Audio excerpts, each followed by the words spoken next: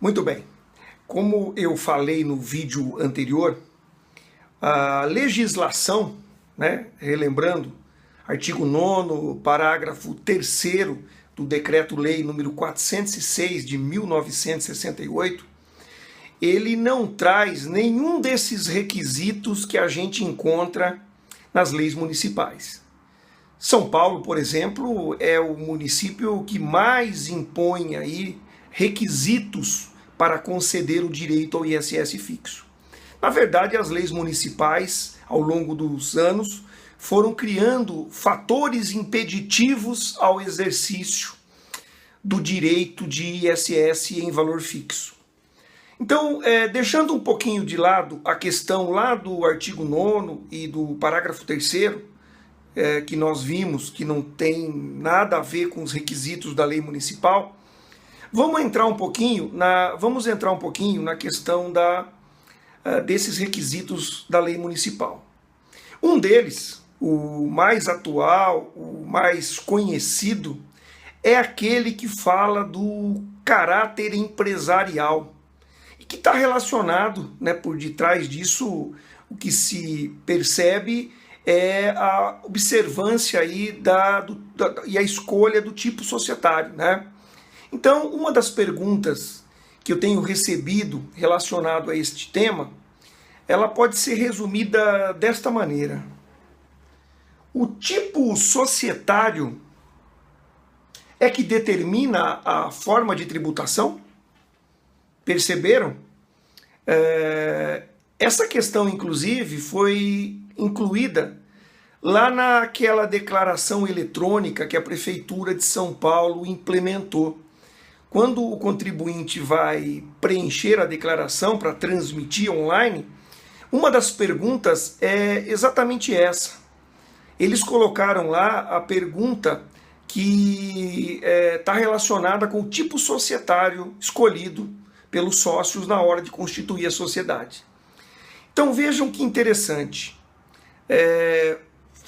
Na verdade, foi criada uma grande confusão em torno do assunto, que levou, inclusive, a algumas decisões do Superior Tribunal de Justiça, sustentando realmente que se a sociedade escolheu o tipo limitada, ela não poderia fazer jus ao ISS fixo.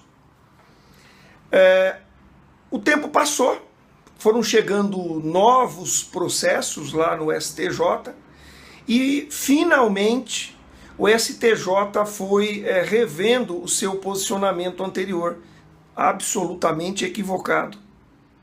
Uma coisa é o tipo societário e outra coisa é a responsabilidade pessoal dos sócios.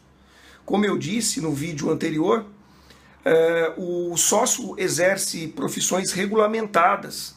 Existe um conselho que regulamenta o exercício da atividade. Existe uma legislação de regência ligada à atividade do sócio. E é lá, então, nesta lei, que não é tributária, que está a questão da responsabilidade pessoal de cada um dos profissionais habilitados que prestam serviços em nome da sociedade. Então, como eu disse, o STJ já está decidindo no sentido de que o tipo societário por si só não é capaz de determinar a forma de tributação. Pessoal, o fisco, então, ele não pode ir lá no cadastro de forma espontânea ou por meio de declarações criadas como essa de São Paulo. Ele não pode, apenas pelo fato da sociedade ter escolhido o tipo limitada, ficar excluindo e alterando a forma de tributação. Este tipo societário escolhido pelos sócios, por si só, não é capaz de afastar ou de modificar a forma de tributação. Isto é importante.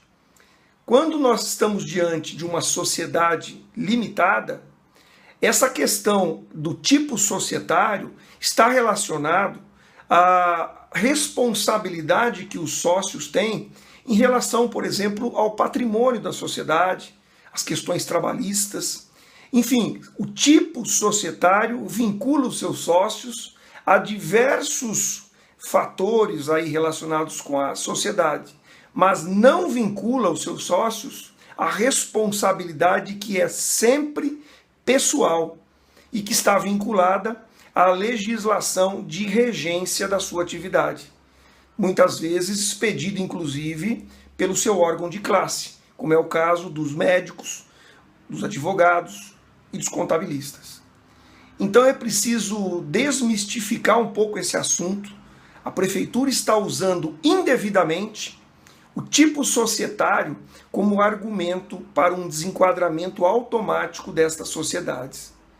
Eu vou falar um pouquinho mais sobre isso, especialmente sobre a questão deste elemento de empresa que para o fisco está relacionado com o tipo societário, mas que, na verdade, conforme nós demonstraremos, uma coisa não tem nada a ver com a outra.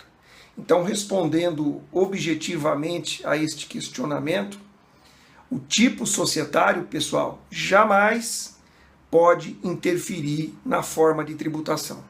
Eu posso ter uma sociedade limitada, recolhendo ISS em valor fixo, tranquilamente, como posso ter uma sociedade simples, que não é limitada, que precisa ser excluída da forma de tributação em valor fixo.